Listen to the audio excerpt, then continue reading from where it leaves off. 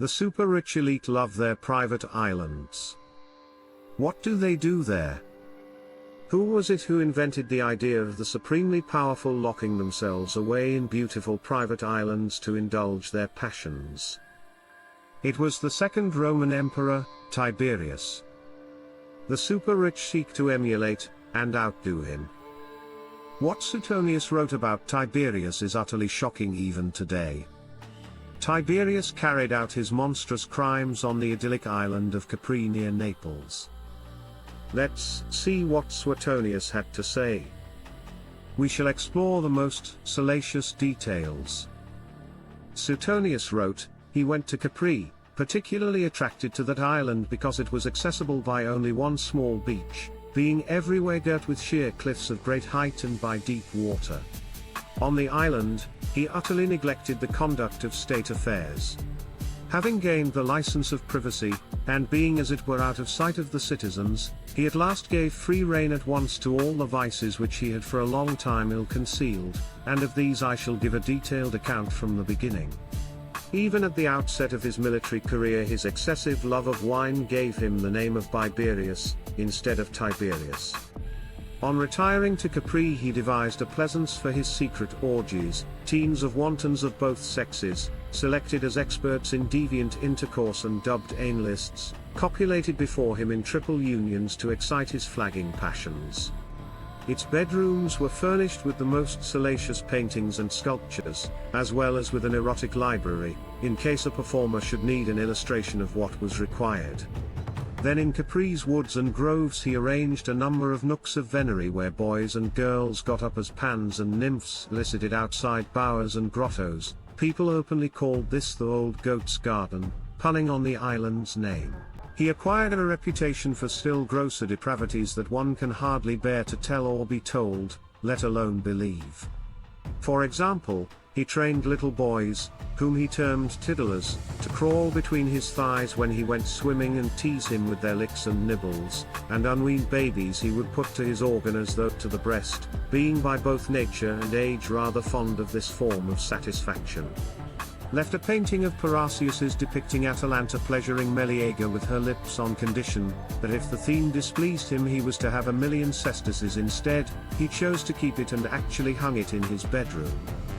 The story is also told that once at a sacrifice, attracted by the acolyte's beauty, he lost control of himself and, hardly waiting for the ceremony to end, rushed him off and debauched him and his brother, the flute player, too, and subsequently, when they complained of the assault, he had their legs broken. How grossly he was in the habit of abusing women even of high birth is very clearly shown by the death of a certain Mallonia. When she was brought to his bed and refused most vigorously to submit to his lust, he turned her over to the informers, and even when she was on trial he did not cease to call out and ask her whether she was sorry, so that finally she left the court and went home, where she stabbed herself, openly upbraiding the ugly old man for his obscenity. Hence a stigma put upon him at the next plays in an Atellan farce was received with great applause and became current, that the old goat was licking the does.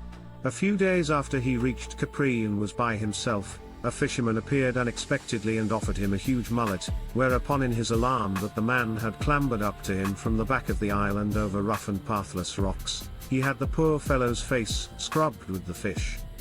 And because in the midst of his torture the man thanked his stars that he had not given the emperor an enormous crab that he had caught, Tiberius had his face torn with the crab also.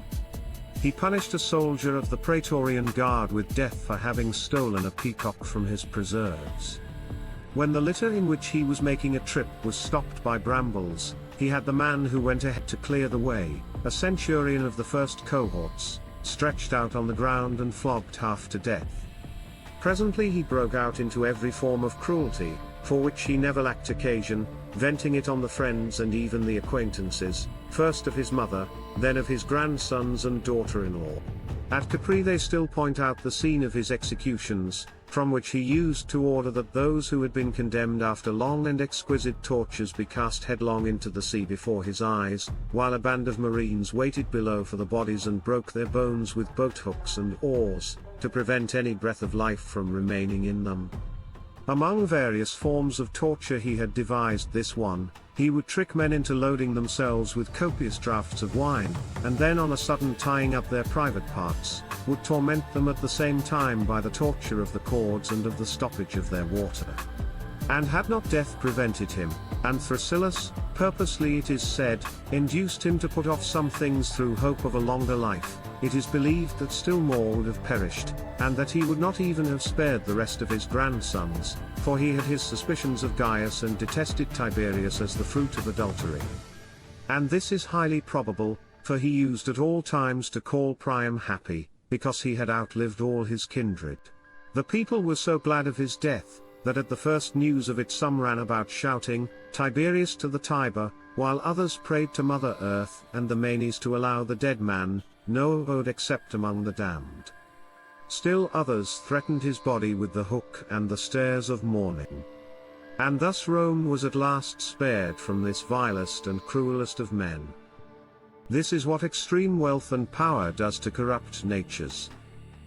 Never turn your back on the super-rich.